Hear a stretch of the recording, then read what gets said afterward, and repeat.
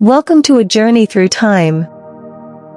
Ancient Rome, one of the greatest civilizations in history, wasn't just about emperors and epic battles. Behind the grandeur, there were rules and customs that would make your jaw drop. Get ready for a wild ride through the 15 most shocking and bizarre rules in ancient Roman society.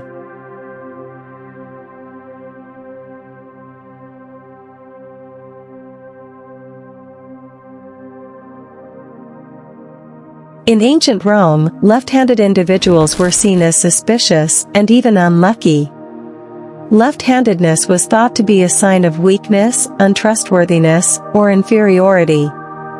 Children who showed a preference for using their left hand were often forced to switch to their right hand, especially when writing or performing religious rituals. To be left-handed was to go against the natural order, and society pressured people to conform to what they believed was right. One of the most chilling customs in ancient Rome was exposure, where unwanted babies, particularly those born with deformities, were left to die in the wilderness. If a father didn't accept his child, that baby could be discarded like a broken object.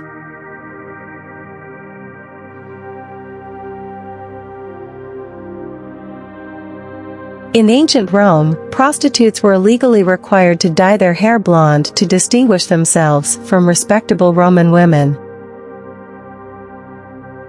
This law reinforced the strict social hierarchy and ensured that the upper classes could easily differentiate between prostitutes and other women. Foreign women, especially those from Germanic tribes, were naturally blonde, and over time, this became associated with immorality in Roman society. So, for Roman prostitutes, blonde hair was more than a fashion statement, it was a legal obligation.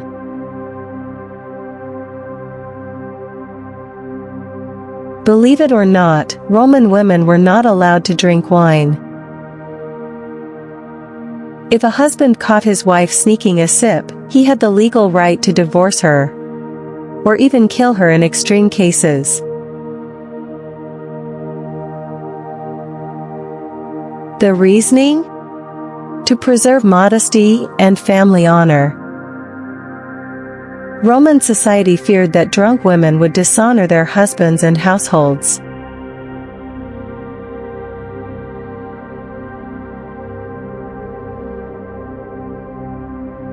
Gladiators were treated as nothing more than property. These brutal fighters, many of whom were slaves, were owned by wealthy individuals or schools. They fought for entertainment, Are you not entertained? and their lives were seen as expendable. Even in victory, a gladiator's life was subject to the whims of their owner, and they had almost no legal rights. While you may have heard that Romans had a room called the vomitorium where they would purge themselves during feasts, this is a myth.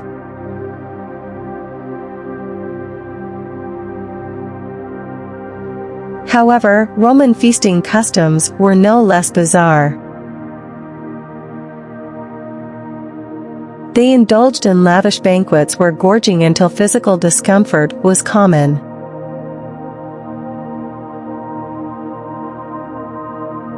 These feasts could last hours, and yes, some diners may have voluntarily vomited to continue eating.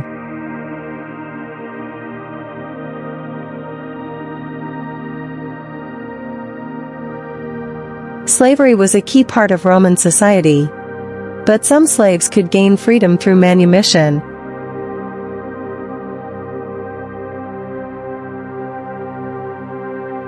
If they saved enough to buy their freedom or were released by their master. However, even as freedmen, their status remained lower than that of freeborn citizens. They could never quite shake off the label of being former slaves.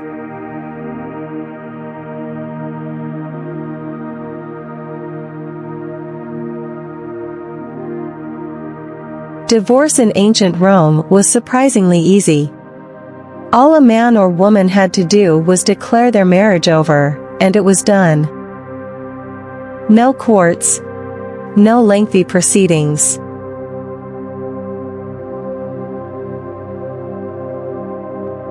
But here's the catch.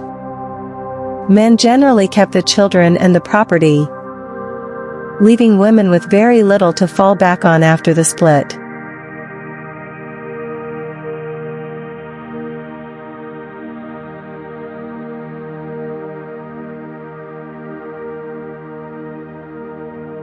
Privacy wasn't much of a concern in ancient Rome, especially when it came to relieving oneself.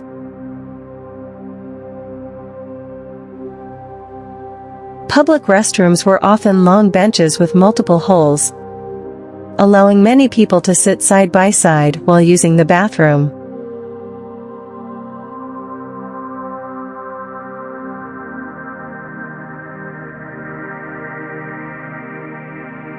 It was common to socialize while, well, doing your business.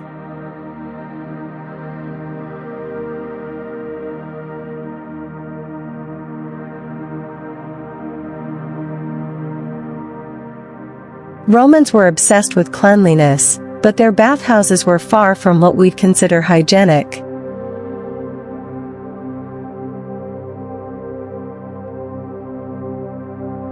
These public baths were a social hotspot, where both men and women bathed, exercised, and gossiped.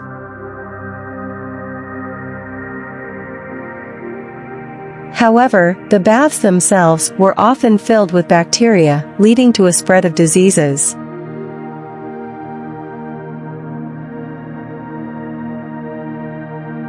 The color purple was reserved for the elite.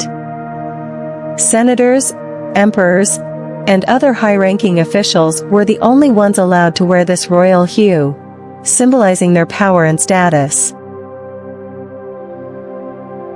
If an ordinary citizen dared to don purple clothing, it could be seen as an act of rebellion, punishable by death.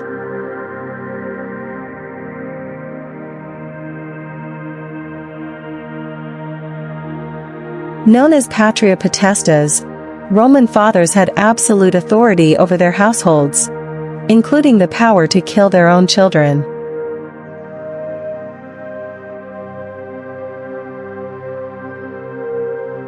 Fathers could decide if a newborn child would live or be abandoned, and they could even execute adult children for disobedience. This chilling authority continued until the child married or became a father themselves.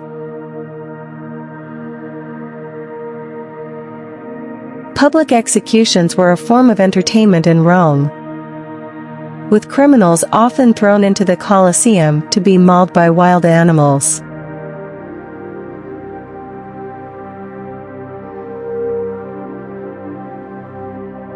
The Roman damnatio ad bestias was one of the most gruesome punishments, and spectators cheered as lions, tigers, and bears were released to tear apart those deemed unworthy of life.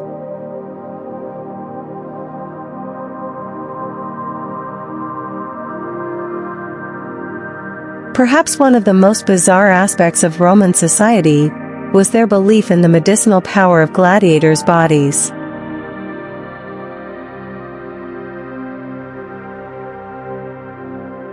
After gladiators died in the arena, their blood and even certain body parts were collected and sold as cures for various ailments.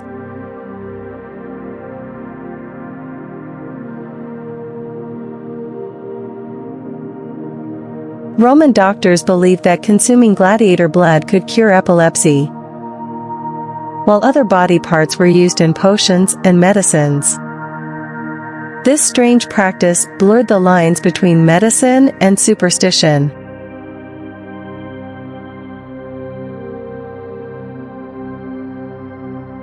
Perhaps the most shocking rule of all, some Roman emperors were worshipped as living gods. Augustus was the first to be officially deified, and many emperors after him demanded divine reverence from their subjects. Failure to honor the emperor in this way was considered treason, punishable by death. From divine emperors to fathers with the power of life and death, ancient Roman society was filled with bizarre and shocking rules. If you found this glimpse into history fascinating, make sure to subscribe and hit the notification bell. There are plenty more stories from the ancient world waiting to be uncovered.